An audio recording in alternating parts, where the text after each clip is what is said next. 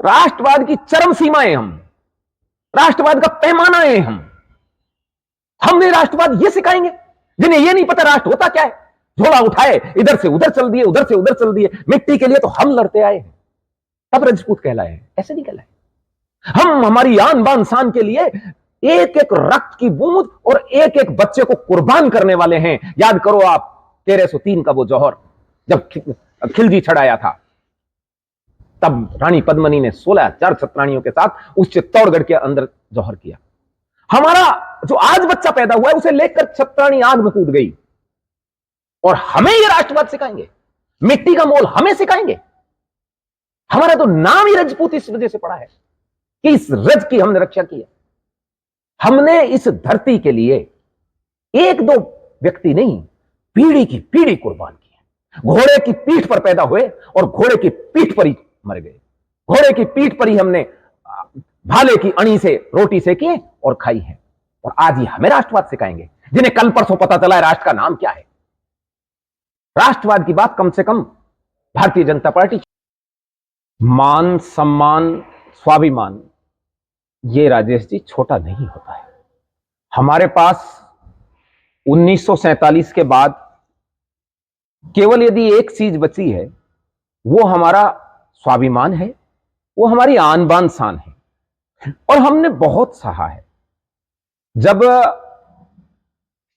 47 से लेकर कांग्रेस सरकार थी, वामपंथियों की चलती थी, वो हमें गालियां दिया करते थे, और वो लगातार हमारे समाज को निशाने पर रखा जाता था। हमें सामंत जो शब्द एक व्यवस्था थी, उस शब्द के जरिए जमकर गाली दी जाती, अपमानित किया जाता था, लांछित किया जाता था।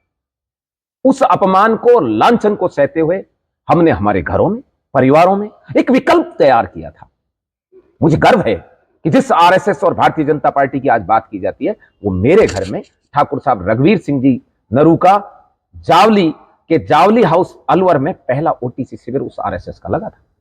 उसमें आदरणीय वाजपेयी जी, आडवाणी जी, ये सब साधारण स्वयंसेवक थे, गुरुजी शिविर प्रमुख थे। वो हमारे घरों में पैदा हुआ पौधा जिसे हमने आम समझकर लगाया था, आज नागफणी का पौधा पैदा हुआ, और वो अब हमारे परिवार, हमारी सभ्यता, संस्कृति, हमारे सम्मान, संस्कारों को लांछित कर रहा है। और आप कह रहे हैं कि छोटा सा विवाद है। अगर रूपाला वहां, या रूपाला को वहां एक चुनाव में टिकट नहीं दिया जाता तो ये खत्म नहीं हो सकता था विवाद? ये तो आप भारतीय जनता पार्टी से पूछिए। हमारे गुजरात के क्षत्रिय शायद भारत के सभी क्षत्रियों में सबसे ज्यादा धैर्यवान हैं। 2014 से उनके टिकट नहीं मिल रहे हैं, कोई प्रतिनिधित्व नहीं है उनका लोकसभा में। विधानसभा में लगातार प्रतिनिधित्व गिराए गए, जबकि 7 से 8 एमपी हुआ करते थे वहां से। उसके बावजूद उन्होंने धैर्य रखा कि कोई बात नहीं, प्रतिनिधित्व है, जनता है, जनता के साथ रहो। उसके बावजूद क्या अब उनको अपमानित भी करेंगे और अपमान सहन कर लेंगे? वो जौहर करने वाली संसार में केवल मात्र एक जाति है जो अपनी पवित्रता को बनाए रखने के लिए और शत्रु को हार कर भी न हार मानने वाले, शत्रु से हार कर भी हार न मानने वाली जाति, जलती और खौलती अग्नि में जिनकी ललनाएं कूद जाती हों, उनके लिए पुरुषोत्तम रूपाला कहता है कि एने बेटी रोटीरा व्यवहार कर लिया। ये छोटी बात नहीं है राजेश जी। और पुरुषोत्तम रूपाला ही नहीं, अब तो ये भारतीय जनता पार्टी की ऑथेंटिक नीति मानी जा रही है, क्योंकि रूपाला, मैं इसी पे ही आना चाह रहा था कि क्या रूपाला को टिकट देना विरोध के बावजूद, क्या बीजेपी की जो थिंक टैंक है, क्या वो इन्वॉल्व हो गई है इसमें? हाँ, एक्चुअल में क्या है मैं आपको बता देता हूं। ये लोग परेशान हैं क्षत्रियों के आभा मंडल से, और 1947 से इस नीति पर कांग्रेस चली कि क्षत्रित्व और क्षत्रिय समाज को जितना दबाया जाए दबा लिया जाए। आज 75 वर्ष से 77 वर्ष हो गए, हमारे पास कहीं किसी सुई की नोक के बराबर धरती पर भी शासन नहीं है, लेकिन आज भी ये उस व्यवस्था को गाली देते हैं जिस व्यवस्था को इनकी 3 पीढ़ी ने देखा भी नहीं। जो हमने रक्त से हमारी ललनाओं को अग्नि में कुद होने के बाद इतिहास बनाया, उसको ये लोग कलंकित करते हैं, ये विकृत करते हैं, और उसके बावजूद अपेक्षा ये की जाती है कि हम शांति से बैठे रहें।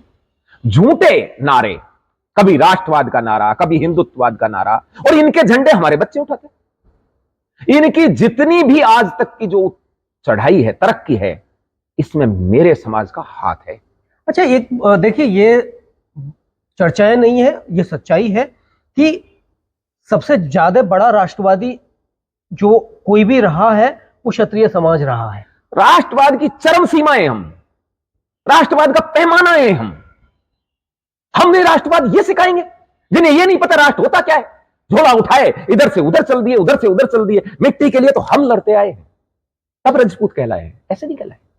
हम हमारी आन बान शान के लिए एक एक रक्त की बूंद और एक एक बच्चे को कुर्बान करने वाले हैं। याद करो आप 1303 का वो जौहर जब खिलजी छड़ाया था, तब रानी पद्मिनी ने 16,000 छत्राणियों के साथ उस चित्तौड़गढ़ के अंदर जौहर किया।